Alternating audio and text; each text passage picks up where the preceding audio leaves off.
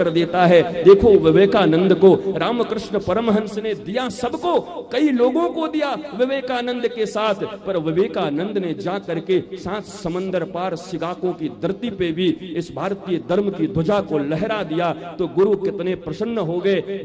मैंने एक आर्टिकल पढ़ी थी कि महाराज जब शिकागो में वो भाषण कर रहे थे, धर्म के ऊपर बोल रहे थे, तो बहुत सारे लोग बैठे हुए थे, पेंटर थे महाराज, कलाकार थे, चित्रकार थे महाराज, पोएट थे महाराज, राजनीतिक लोग थे, बड़े बड़े लोग, व्यवसायी लोग थे, सब बैठ के सुन रहे थे, मंत्रमुग्ध थे। उसी समय एक चित्रकार भी था, वो बैठा बैठा वहां पर स्वामी जी भाषण दे रहे थे और वो चित्र बना रहा था। जब स्वामी जी भाषण देकर चले गए तो दूसरे दिन मिलने के लिए पहुंचा, कहा मैं एक चित्रकार हूं, आपसे मिलना चाहता हूं। कल जब आप प्रवचन कर रहे थे उस समय मैंने आपका एक चित्र बनाया है, लेकिन मैं बड़े उलझन में फंस गया हूं। बोला किस बात का उलझन? कहा मेरा उलझन ये है कि मैं आपके साथ तो कोई आया नहीं है, पर मैं जब चित्र बना रहा था तो आपके पीछे कोई एक बूढ़ा आदमी खड़ा था, मैंने उसका भी चित्र बना दिया है। और जब विवेकानंद ने कहा लाओ लाओ दिखाओ, और वो चित्र देखा तो उस चित्र के पीछे रामकृष्ण परमहंस ऐसे हाथ करके खड़े थे, मानो विवेकानंद भाषण नहीं दे रहा था, रामकृष्ण परमहंस खड़े होकर के भाषण दे रहे थे।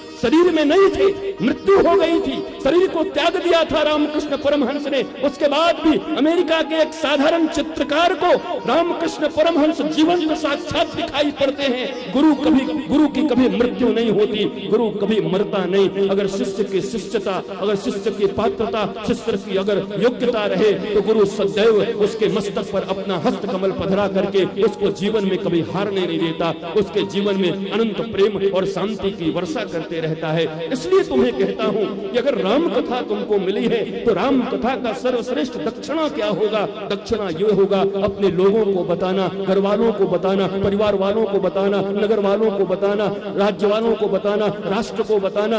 यही तुम्हारा कर्तव्य है। मुझे भी मेरे गुरु से जो कुछ मिला था, मैं भी चाहता हिमालय की गलियों में बैठ करके, हिमालय की कंदराओं में बैठ करके आराम से भजन कर सकता था, लेकिन आज तुम्हारे सामने बैठ करके राम की इस कथा को कह रहा हूं, कृष्ण की इस कथा को कह रहा हूं। क्यों? क्योंकि मेरे गुरु का मेरे ऊपर ऋण है, और ये ऋण तभी चुकेगा जब उनके दिए हुए इस ज्ञान को मैं लोगों के बीच में बांट दूं। विद्या ही एक ऐसा धन है, जितना बांटोगे उतनी बढ़ेगी। विद्या को कभी समेट कर मत रखना जीवन में। हम तो आज राम कथा सुन के जाते, अपने पड़ोसी तक को नहीं बताते, अपने पति को नहीं बताते, अपने भाई को नहीं बताते, अपने बच्चों को नहीं बताते। अरे किस बात के लिए राम कथा सुन रहे हो? क्या दक्षिणा दे पाओगे?